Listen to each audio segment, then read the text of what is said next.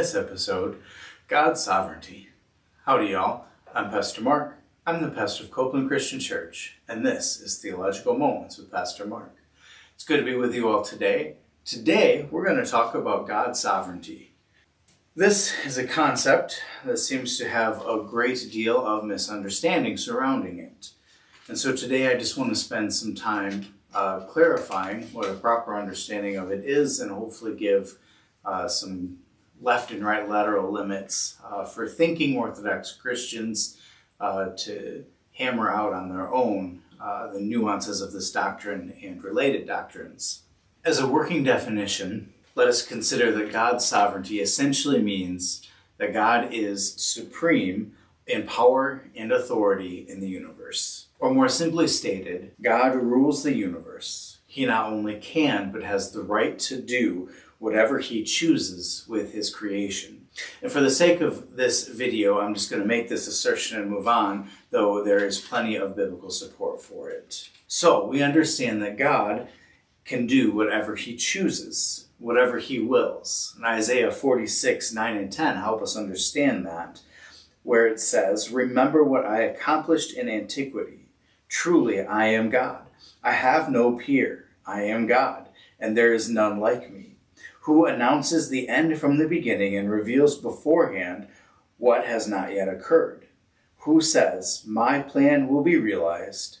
I will accomplish what I desire." And so we have on the one hand, the revelation of this God who will accomplish his purposes. Yet, we must not make the mistake of thinking that just because God can, that he does. Meaning that it is not correct to assume that God is actively controlling every event in the universe, let alone in our lives.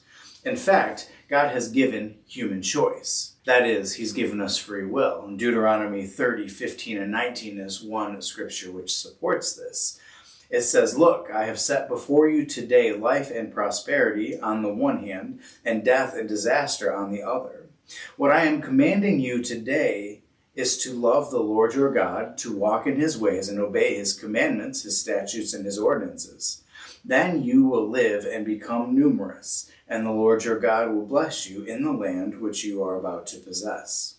However, if you turn aside and do not obey, but are lured away to worship and serve other gods, I declare to you this very day that you will certainly perish, and you will not extend your time in the land you are crossing the Jordan to possess.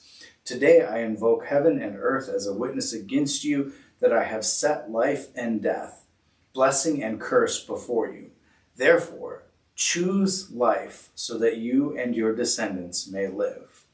Right, and so here we see clearly what is presented to the Israelites is choice. And so we are left with, on the one hand, God's active directing of the universe, and on the other hand, his allowance of things which may not be his preference. And these fall into what we refer to as God's permissible will. An analogy that helps me with all of this is as follows. Consider a man put an ant in a bowl. Now, the sovereignty of the man over this ant is not in doubt, and the ant may try to crawl out, but the man is not forced to intervene to keep the ant in the bowl. The man, for reasons of his own, may choose to allow the ant to crawl away, even if he doesn't want it to. The man is still in control.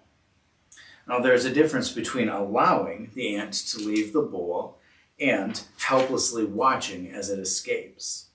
A correct understanding of God's sovereignty implies that even if he is not actively directing an event, he is still in control. Just because he can doesn't mean he will or has to. And just because it is so doesn't mean that God is the direct cause. Okay, that's all for today. I hope you found this video helpful. If so, please like it and share it with a friend. If you have comments or suggestions for future videos, please leave those in the comments section. Don't forget to hit the notification bell as you subscribe. Thank you for watching. We'll see you next time. Bye-bye.